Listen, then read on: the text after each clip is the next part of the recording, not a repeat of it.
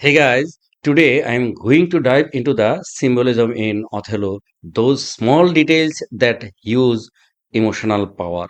Shakespeare's Othello is not just a story of love and jealousy, it's a museum of meaning where every little object whispers something tragic.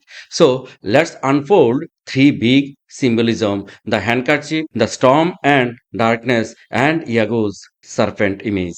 The handkerchief, love, proof, and poison. Whenever I teach this, I hold up a simple handkerchief and tell my students these tiny things ruins lives. In Othello, it's not just a cloth.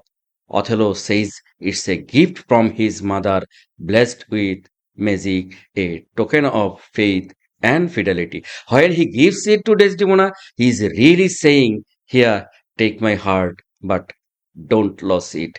But once it slips away and lands in Iago's hands, it becomes ocular proof of betrayal. Othello stops trusting Desdemona's voice and starts trusting an object, a deadly exchange of love for evidence. That's the cruel irony. Emotion turns into evidence and tragedy begins. And here is my favorite classroom questions.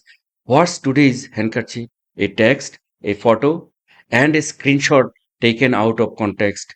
Suddenly you will feel Othello is not far away from you. Storms and darkness, nature as mirror. When Othello's ship sails to Cyprus, the violent storms outside mirrors the chaos inside. Calm skies means harmony, thunder means jealousy, and later watch the imagery shift from light to dark. He once called Desdemona his fair warrior, but in Act 5 he whispers, put out the light, and then put out the light.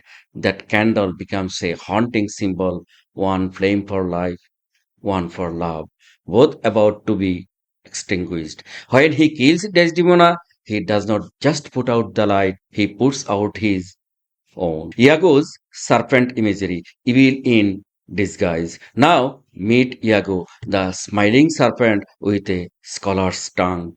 He spits out animal images, an old black ram, the green-eyed monster. Our bodies are gardens. Through these metaphors, he poisons everyone's mind while sounding perfectly calm. When he says man should be what they seem, he is lying.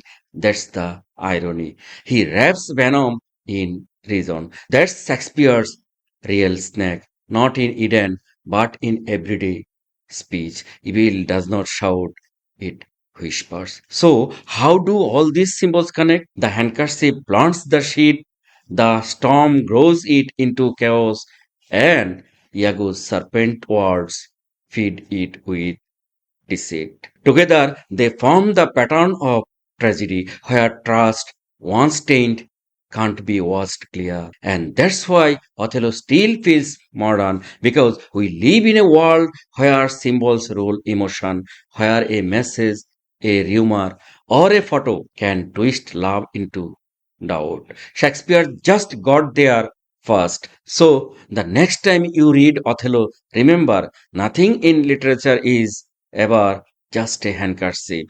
If this helped you see Shakespeare's world a bit clearer, hit like, share, and subscribe. And tell me in the comments which symbol in Othello do you find most powerful. Thanks for watching, and remember, in Shakespeare, the smallest things often carry the biggest meaning. Thank you so much.